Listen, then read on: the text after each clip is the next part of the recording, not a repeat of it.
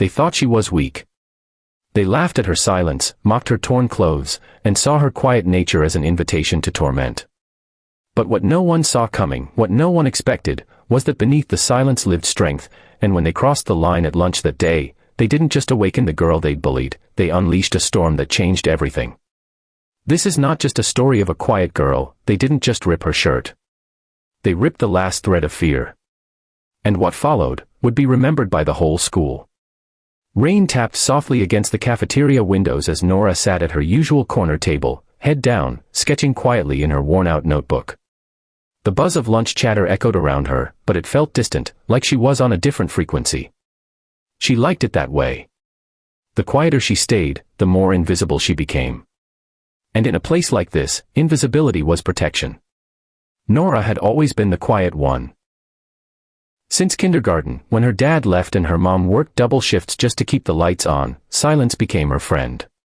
She didn't raise her hand in class, didn't join the lunch cliques, and definitely didn't fight back when the jokes started. They called her blank Nora. The ghost girl. Library mouse. Sometimes even worse. And while it hurt, she held it all in. Because Nora knew, fighting back only made it worse. But that year, something changed. The school had new faces. A group of kids with loud mouths, flashy clothes, and mean spirits. Among them, Kayla, the self-appointed queen of cruelty. And she had her sights set on Nora from day one. "Hey, mouse," Kayla had sneered the first day, dropping her smoothie on Nora's open notebook. "Oops. Maybe next time don't sit in our spot." Nora didn't say a word. She just wiped the page clean and moved to a different table. But that silence only fueled Kayla more. Every day, there was something. A whisper in the hallway. A shove at the locker. A loud laugh behind her back. Nora remained still, absorbing it all like a sponge, until she became background noise to most, but not to Kayla. Weeks passed. Nora's mom barely noticed the bruises on her arms or the new tear in her backpack. She was too exhausted. Nora never complained. She knew her mom was doing all she could. That made her stronger, or at least that's what she told herself. Until the day came when Kayla took things too far. It was a rainy Thursday. Lunchroom buzzing, trays clattering, Nora sat quietly as usual. But this time, she had something she hadn't had in months, a smile. Her art teacher had entered her sketch into a district contest without telling her, and it got selected. That tiny joy sparkled in her heart like a secret candle. She wore the only shirt she really loved, a sky blue hand-me-down with embroidered flowers on the collar.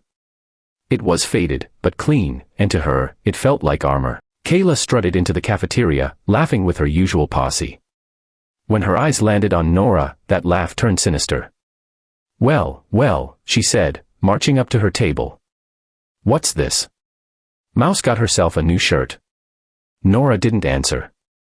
She kept her eyes on her notebook. Kayla reached out and snatched the pencil from Nora's hand. "Earth to Ghost Girl." I said, "What's this? Charity clothes? Or did you finally steal from the donation bin?" Still silent. Kayla's grin widened. She looked around. A few students were watching now. "What's the matter?" she said louder. Too scared to talk? Or just too poor to matter? Then it happened. In one swift, cruel motion, Kayla grabbed the collar of Nora's shirt and yanked. The rip was loud. It echoed in Nora's chest louder than it did in the room. Her collar tore clean off.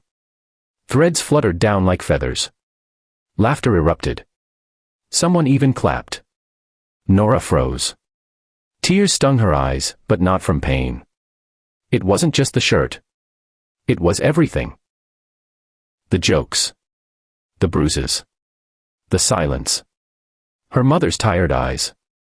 The nights she cried into her pillow. The mornings she told herself it would get better. All of it, boiling up in a single moment. And something snapped. Nora stood up. The laughter faded. She looked Kayla in the eye, for the first time ever, and said, with a voice so calm it was terrifying, "Touch me again." Kayla blinked. "What did you say?" "I said touch me again." Kayla snorted. "Oh please. What are you gonna do?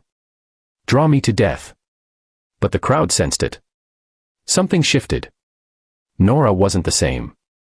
Kayla stepped forward, arrogant, amused, grabbing Nora's arm. That's when it happened. In one motion, sharp, trained, and precise, Nora twisted her arm free, sidestepped, and used Kayla's momentum to send her sprawling flat to the floor with a loud thud. Gasps. Silence. Even Kayla's friends stepped back. Nora didn't run. She didn't cry. She stood tall, shoulders back, shirt still torn but spirit whole. She looked down at Kayla, who now lay stunned, eyes wide with disbelief. I warned you, Nora said.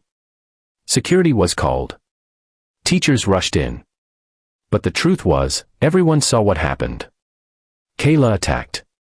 Nora defended. And defended well.